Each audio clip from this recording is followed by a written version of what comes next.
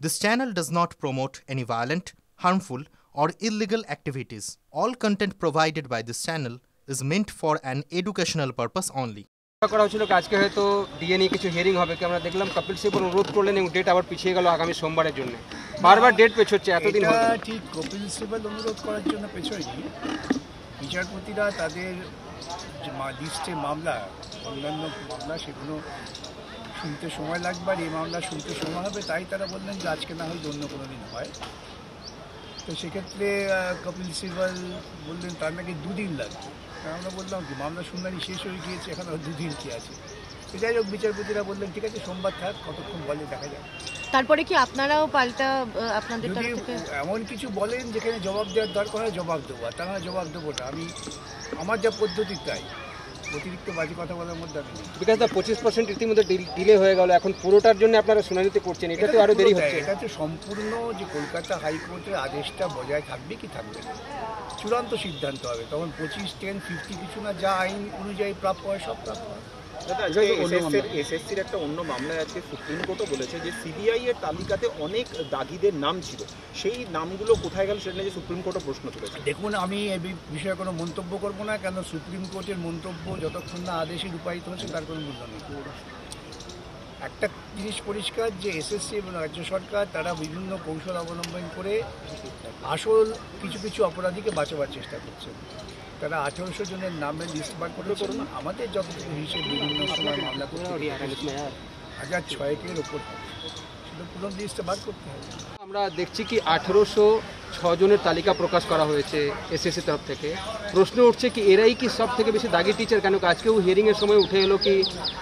সব দাগিদের নাম কিন্তু লিস্টে প্রকাশিত করা হয়নি একটা বার্তা দিতে চাইছিল এসএসসি কি যারা দাগি ছিল এবং যারা অ্যাপ্লাই করেছে শুধুমাত্র তাদের নামই তারা প্রকাশ করেছেন এবং তাদের অ্যাডমিট কার্ড ক্যান্সেল করেছে এটা কেন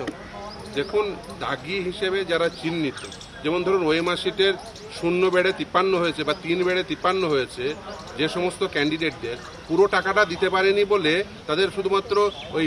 চাকরি হয়নি তাই তাদের আবার নতুন নিয়োগ প্রক্রিয়ায় বসিয়ে নতুন নিয়োগ প্রক্রিয়াটিকে কলুষিত করবেন এটা হওয়া উচিত নয় বাঞ্ছনীয় নয় শুধুমাত্র যারা চাকরি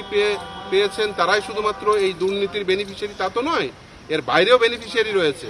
যাদের চাকরি হয়নি অথচ তাদের নাম্বার বাড়িয়ে দেওয়া হয়েছে তারাও কিন্তু বেনিফিশিয়ারি এবং অ্যাপার্ট ফ্রম দ্যাট মূল বেনিফিশিয়ারি হচ্ছে যারা অর্থ নিয়ে বেনিফিট পেয়েছেন আর এই সংখ্যাটি কখনোই 1806 নয় এই সংখ্যাটি এর থেকে অনেক বেশি ফলে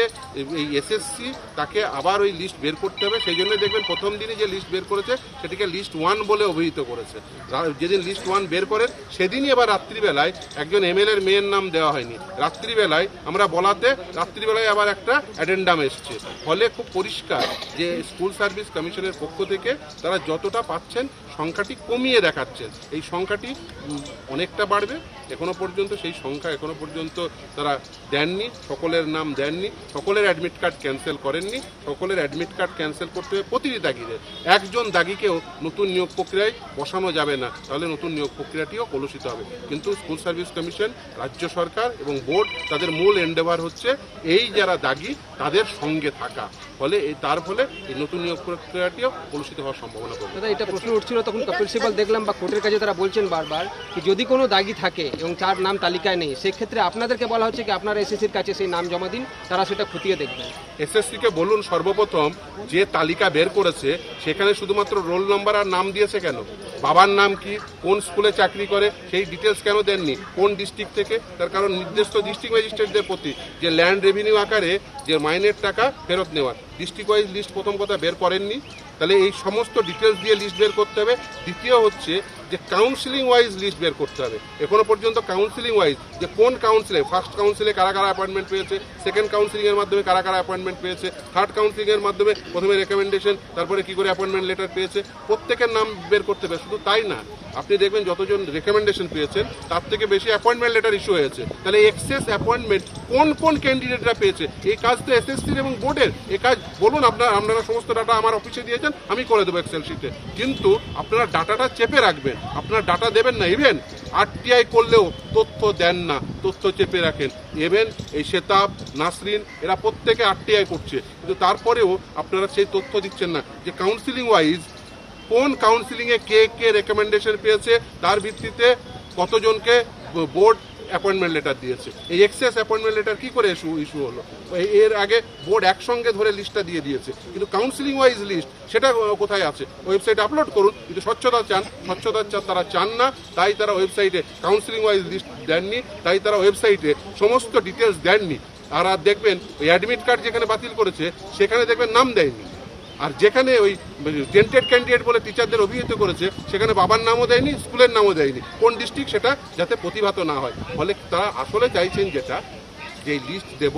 কিন্তু টাকা ফেরতের বন্দোবস্ত যেন না হয়। ফলে এই যে একটা লুকোচুরি খেলছে, এই লুকোচুরি খেলা বন্ধ করুন। এর আগেও একই কাজ করেছিলেন যখন মামলাটি কলকাতা হাইকোর্টে সিঙ্গেল বেঞ্চে চলছিল, সেই সময় বিচারপতি ছিলেন অভিজিৎ গঙ্গোপাধ্যায়। তিনি ওই একইভাবে রোল নাম্বার এবং নাম দেওয়া হয়েছিল, ফুল ডিটেলস দেওয়া হয়নি। কেন দেওয়া হয়নি? তার কারণ এরা লুকাতে চাইছেন। টেন্টেড ক্যান্ডিডেটদের পরিচয় লুকিয়ে কোনো লাভ হবে না। এই পরিচয় তো পরিষ্কার হয়ে গেছে, এরা প্রত্যেকেই তৃণমূল কংগ্রেসের নেতারা।